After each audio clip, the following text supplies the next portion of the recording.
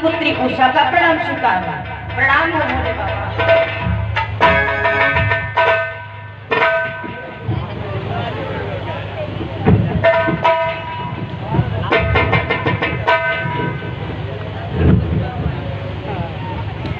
बोलो बेटे, तुम कहाँ से आई हो और तुम कौन हो?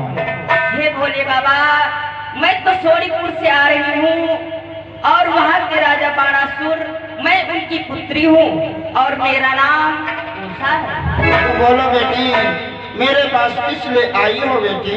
हे भोले बाबा, मैं आपके पास में शिक्षा का अध्ययन करने के लिए आई हूँ। क्या कहा बेटी, तुम शिक्षा ग्रहण करने है तो हमारे पास आई हो? हाँ भोले बाबा। तो आओ बेटे, आसन ग्रहण करो। भोले बाबा।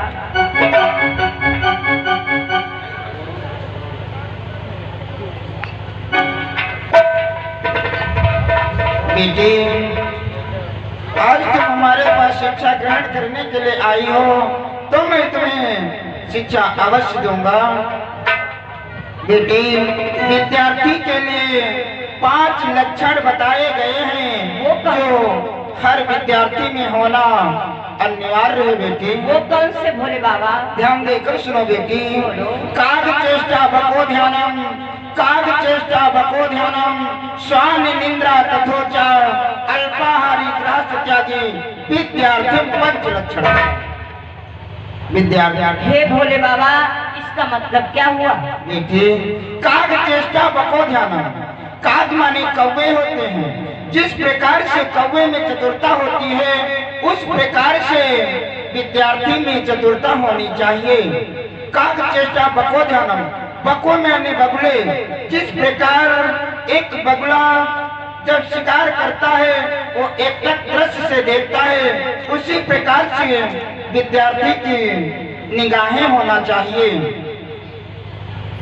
स्वान निंद्रा तथोचा, स्वान माने कुत्ते होते हैं। जिस प्रकार से रात्रि में कुत्ते सोते हैं, झट से जग जाते हैं और झट से सो जाते हैं, इसी प्रकार से विद्यार्थी को सोना चाहिए। जरा सी आहट पाते ही विद्यार्थी को जग जाना चाहिए। अल्पाहारी ग्रास त्यागी, विद्यार्थी 5 लक्षण। विद्यार्थी को थोड़ा भोजन करना चाहिए और उसे एकांत व अकेले जगह में बैठकर शिक्षा को ग्रहण करना चाहिए। ये विद्यार्थी के लिए 5 लक्षण बताए गए हैं बेटी। परंतु बेटी, तुम ये बतलाओ, तुम इससे पहले कहीं और शिक्षा ग्रहण किया है अथवा नहीं? हे भोले बाबा, मैं अपने नजदीक गुरुकुल में शिक्षा का अध्ययन किया है। तुम अपने नजदीकी गुरुकुल में शिक्षा को ग्रहण किया है? हाँ भोले बाबा। तो बेटी, मैं तुमसे कुछ प्रश्न करूंगा, उन प्रश्नों के उत्तर देना होगा बेटी। हे भोले बाबा, आप प्रश्न कीजिए, यदि मुझे मालूम होगा तो मैं अवश्य उसका उत्तर दूंगी। तो ध्यान देकर सुनो बेटी। बोलो। कि दुई पग चले 4 लटकाए,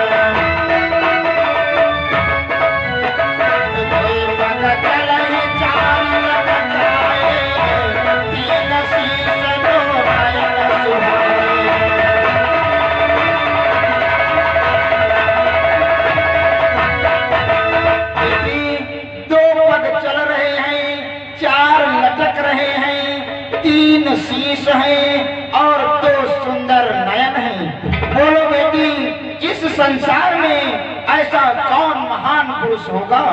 हे भोले बाबा, आपके प्रश्न का उत्तर मुझे आता है। बोलो बेटी।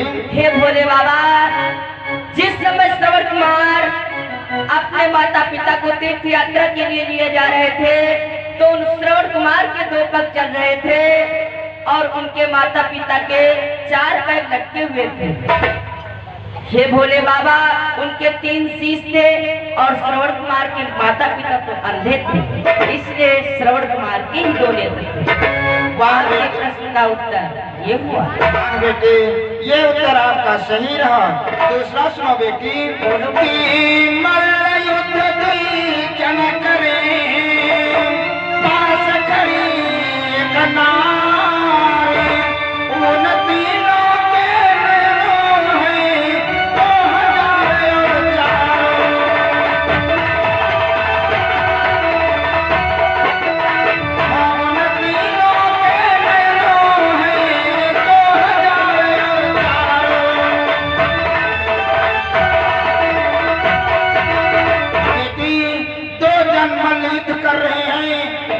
पर एक नारी खड़ी हुई है, उन तीनों के नयन 2004 हैं।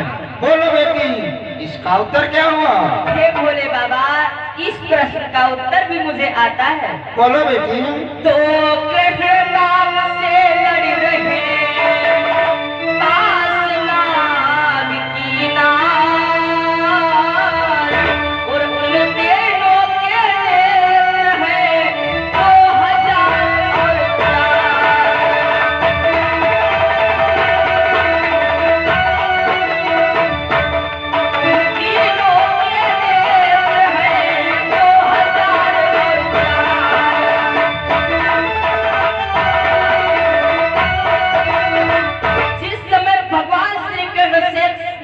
युद्ध कर रहे थे, उस समय उस शेषनाग के तो 1000 फन थे, यानी कि 2000 उनके आंखें हो गई, और जो नाग की नारी थी 2 नेत्र उसके हो गए और 2 नेत्र भगवान श्री कृष्ण के। इसलिए आपके प्रश्न का उत्तर ये हुआ। वाह बेटी, ये भी उत्तर आपका सही रहा बेटी। कि तुला तुला की जंग है, तापर में प्रचंड, सिंह कह कर जोड़ कर कुंभ भेजिए संघ।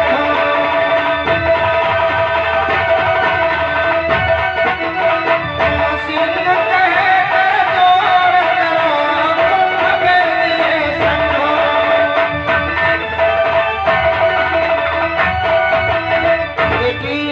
तुला तुला की जंग है, तापर मेघ प्रचंड, सिंह कहे कर जोड़ करो कुंभ भेदिए संघ। बोलो बेटी, इसका आंसर क्या हुआ? हे भोले बाबा, तो राम रावण का युद्ध था, लक्ष्मण को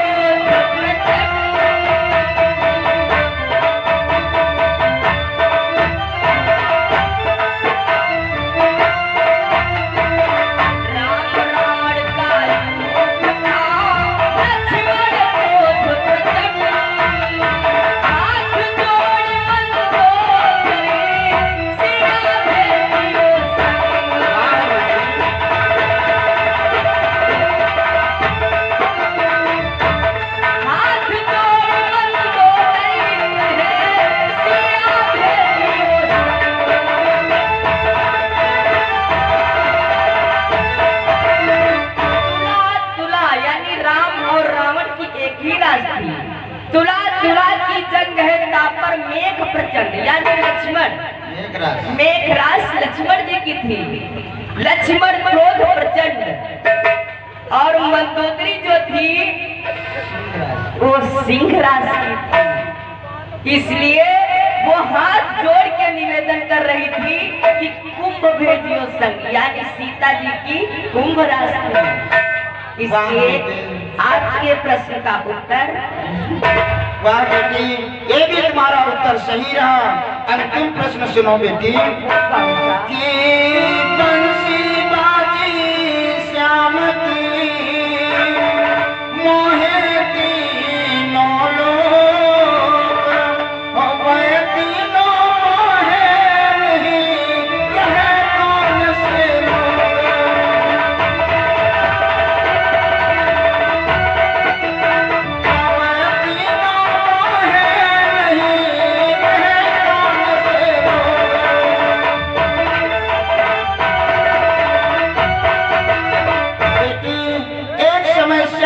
बंसी बज रही थी, तीनों लोग मोह गए, और ऐसे कौन से 3 व्यक्ति थे जो उस बंसी पर मोहे नहीं? हे भोले बाबा, तो शेष न मोहे श्रवण मिले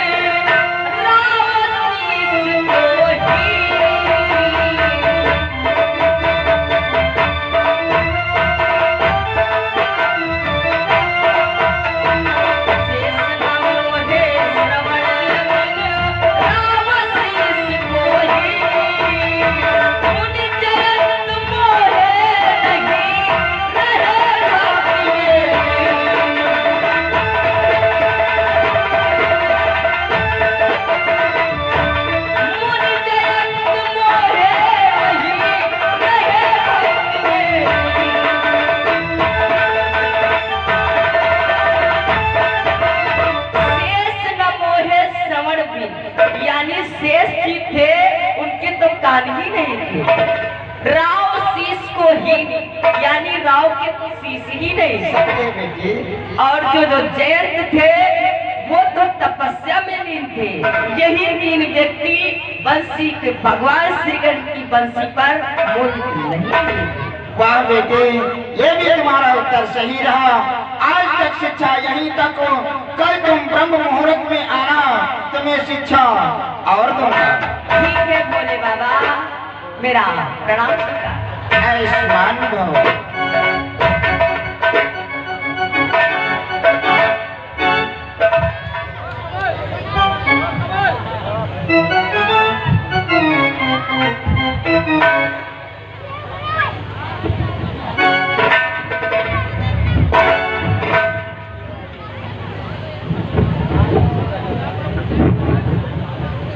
देवी स्वामी, आज मेरा मन कर रहा है तुम हमें नृत्य दिखाओ और नृत्य करके मुझे प्रसन्न करो देवी।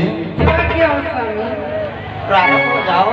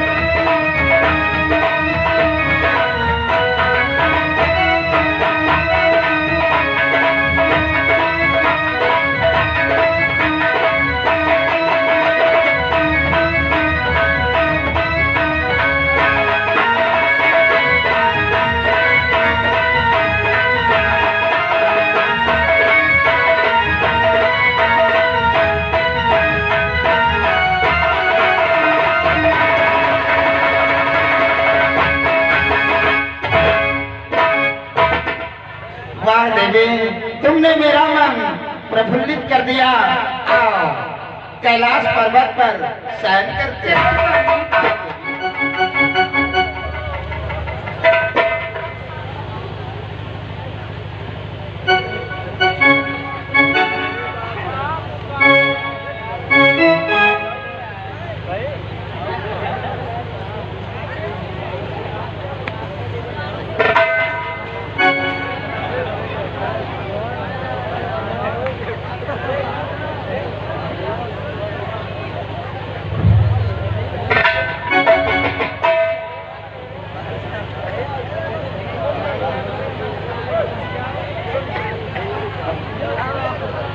हेलो हेलो हेलो हेलो, आप लोग चीज समझ लें। जिस समय भोले बाबा अथवा माता पार्वती आपस में गले में गर्भेरियां डाल करके सोने लगते हैं, कैसे सो रहे हैं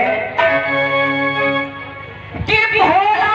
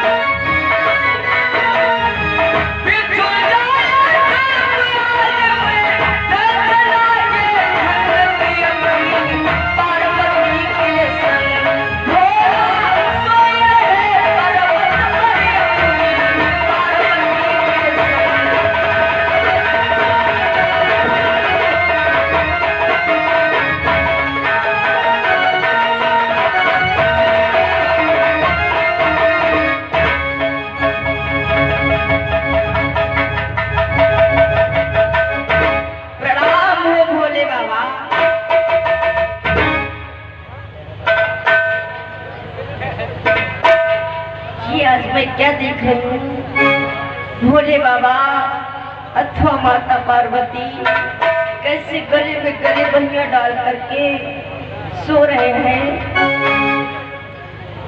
काश आज मेरा भी प्रीतम होता कि हे भोले बाबा मैं कहती हूँ यदि मेरी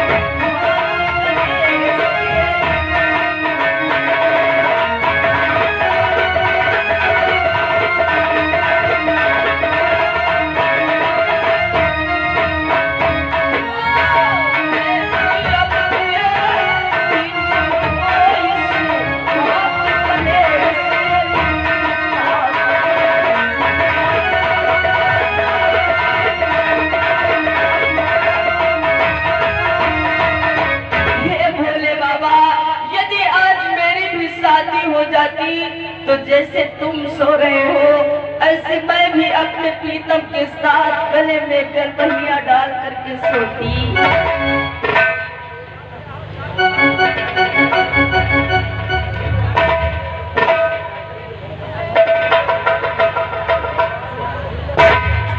माता पार्वती प्रणाम हो। ऐसी पुत्री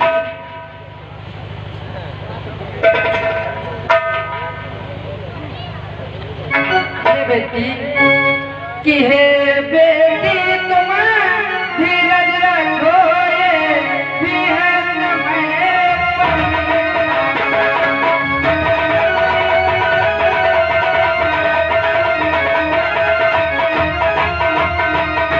कि हे बेटी तुम धीरज रखो ये भी है समय परीक्षा का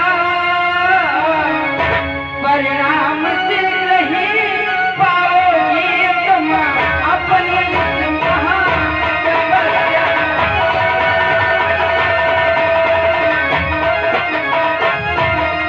परिणाम शीघ्र ही पाओगी तुम अपनी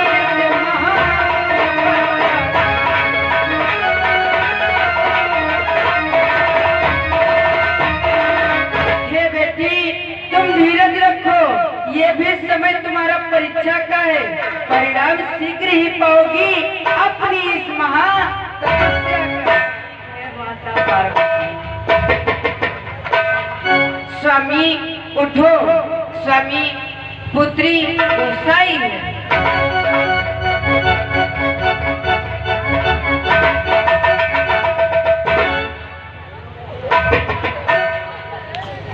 प्रणाम हो भोले बाबा।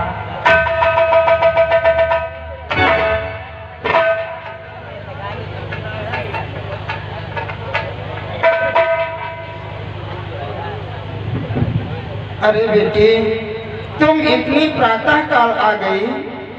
हे भोले बाबा आपने तो मुझे ब्रह्म मुहूर्त में बुलाया था। हो बेटी इतनी प्रातः काल आ गई, परंतु बेटी मैं तुम्हारी आंतरिक इच्छा को समझ चुका हूँ बेटी कि बेटी बेटी रज रखो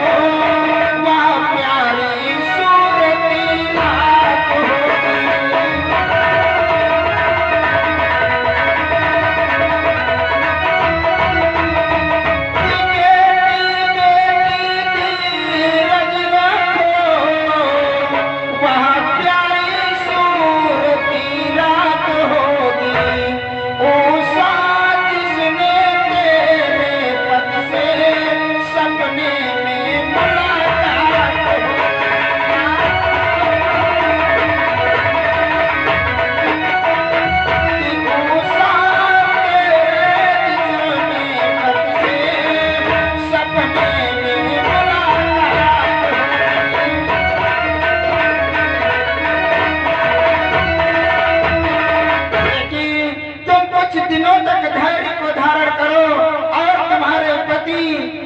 मिलने के लिए सपने में आएंगे। हे भोले बाबा, मेरे पति मुझसे मिलने तो आएंगे, लेकिन स्वप्न में क्या वो मुझे प्रत्यक्ष में नहीं मिलेंगे? बेटी प्रत्यक्ष में आएंगे, परंतु बेटी कि तू उसे तलाश कराएगी, बस यही शांति का द्वार है।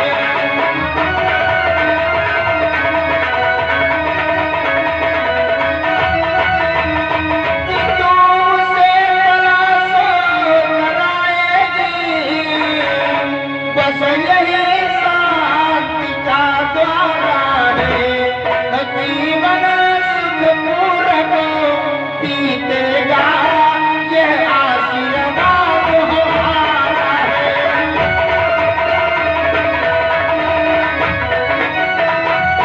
जीवन सुखपूर्वक बीतेगा, यह आशीर्वाद हमारा है।